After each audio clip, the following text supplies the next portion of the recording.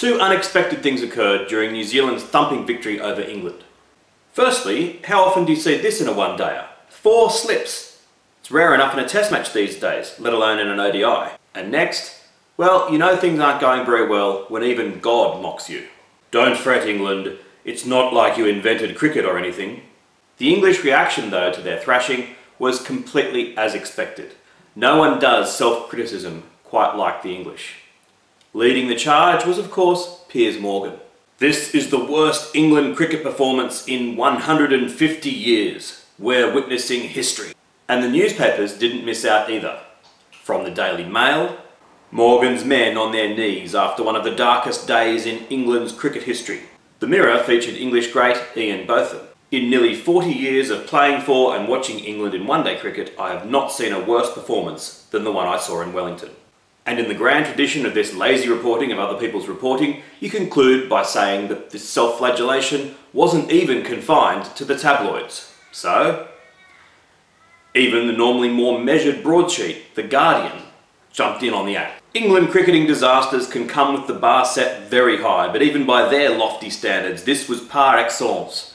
The defeat at the hands of an urgent New Zealand, superbly led by Brendan McCullum, went beyond the realms of simple humiliation, that happened a week ago at the Melbourne Cricket Ground, and entered that of fantasy, a dream, a nightmare.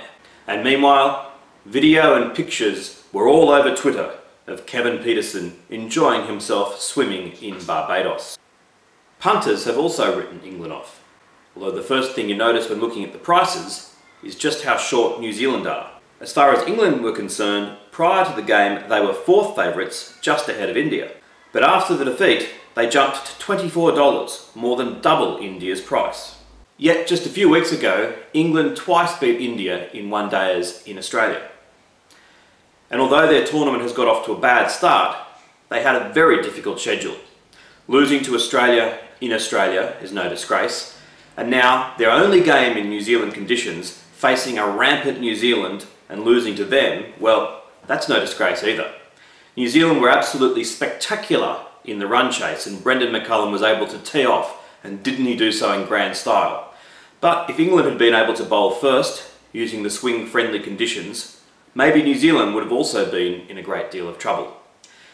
The nature of the format of this competition, of course, means that England are almost certainly still going to make it into the quarterfinals. And there's quite a strong possibility they'll actually play India at the MCG. I know who my money would be on in that game. Of course, all this to a degree hinges on England beating Scotland on Monday. And this is by no means certain, as Michael Vaughan, former English captain, is certainly aware. After this, that banana skin game against Scotland has changed. It's now an even money contest. Vaughan's tweet received a flurry of replies, almost all of them from English people, and all of them saying, no way, Scotland are almost certainties. I told you they were the masters of self-criticism. And that was day 7 at the Cricket World Cup.